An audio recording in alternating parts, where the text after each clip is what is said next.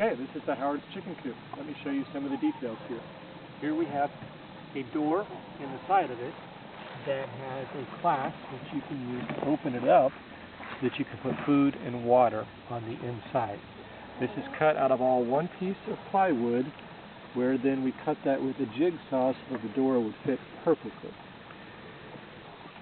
Over here we have the roof system, 2 hinges on either panel. See, we've got 2 different panels here. And let me show you the inside. On the inside we have 1, 2, 3, 4 nesting boxes.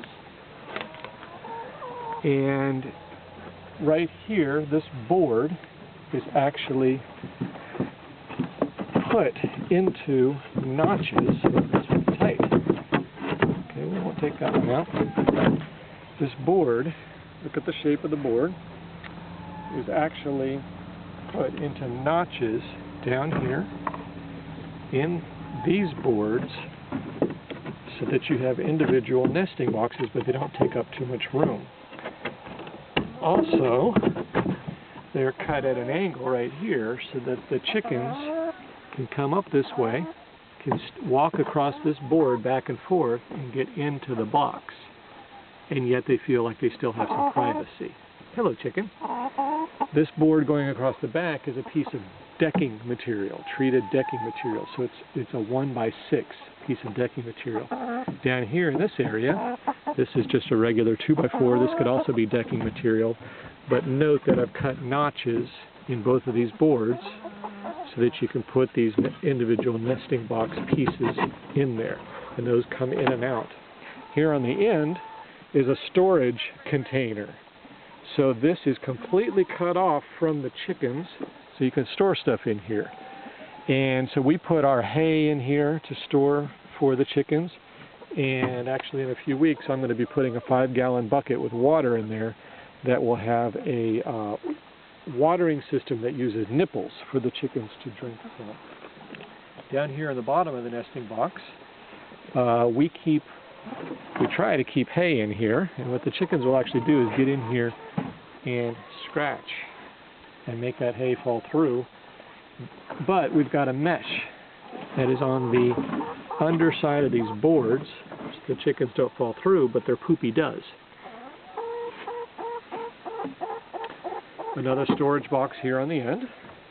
And then right here, this is what we use to lock the chickens in at night. Here's the hole where they come in and out, but then at night we shut it like this, and it's got a latch here. There's supposed to be another latch right here, but we have lost that. That's how the lids open and close. I want to show this to you. Look, the whole length of the chicken tractor. This is actually 14 feet long. I wish it was 16 feet long, but it's one long board. At the end of the boards is the wheel, and that wheel is attached to the end of the board so that when you lift up the tractor from the other end, you can wheel it around like a wheelbarrow. What I would like to do is actually have this extended out maybe another foot or 2 so that you would actually get a little more leverage, and you can actually lift it up a little bit higher and move it around a little bit easier. So I wish I put more distance here on these. These tires are a 10-inch tire, and they just go through a hole in the wood, kind of towards the top of the wood, keeping in mind that anything that is from the center of this wheel down to the ground means that this whole tractor is going to be sitting up off the ground that high in the back of the tractor. These are pieces of 10 feet of PVC that are just arched, and right in here we drilled a hole for the PVC to sit in, and that holds it just fine. There was no need to anchor that any further. I did drill the holes at least 2 inches, maybe even 3 inches down into this 1x6 or 2x6. The PVC is fastened to the box here just with a simple drywall screw. 1 of them, 2 of them, 3 of them, 4 of them. There's only 4 screws holding that in place. The PVC has a rib system So we have two ribs, one here, one there, which give it some lateral stability. These are 14-foot pieces of PVC with a single joint right there. We did try using, on these 10-foot pieces, we did try actually putting two 10-foot pieces together with a joint, and the stress was too much. The joints right here in the middle kept breaking. So I do recommend that you use one solid piece of PVC for the arch for stability. Let's also show you the ramp. You see the ramp right in there. That is how the chickens get up and down into the box. And then underneath here we have a space where they can go for protection from the elements, from the wind, from the sun, and you can put your food and water under there so that that is also protected. That is in case you take off the tarp. You can see that their chicken run itself has some notches built in it just in case that gets slippery. At the very bottom of it we have a wheel just in case it starts to drag along the ground or there's a hump in the ground. But in general we keep it suspended by a rope that just holds it up in the air off the ground about 4 inches or so. One thing we found with this tarp is we bought another kind of tarp that was the least expensive you could get either at Walmart or Tractor Supply Co.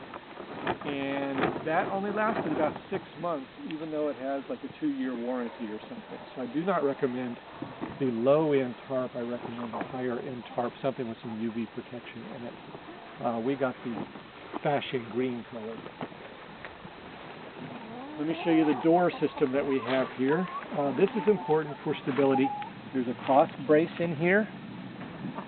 And I used a decking board here. Everywhere I could, I tried to use the thinnest possible wood that would still give me the strength that I was looking for. So that's just a 1x4 piece of decking board.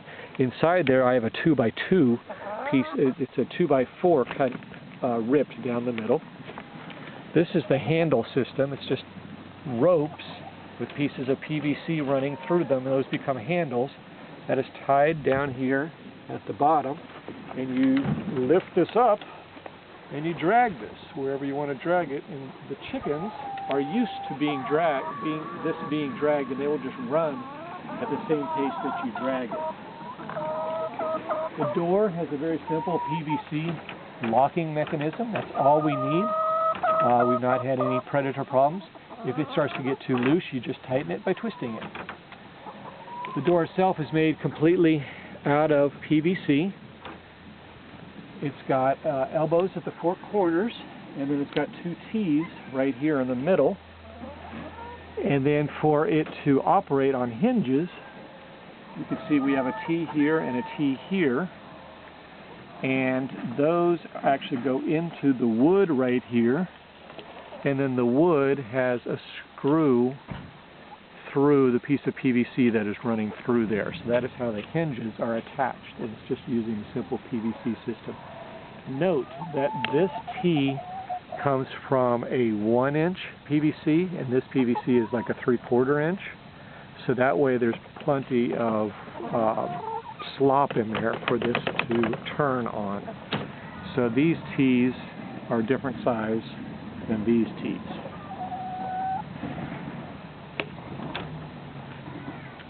We have our watering system.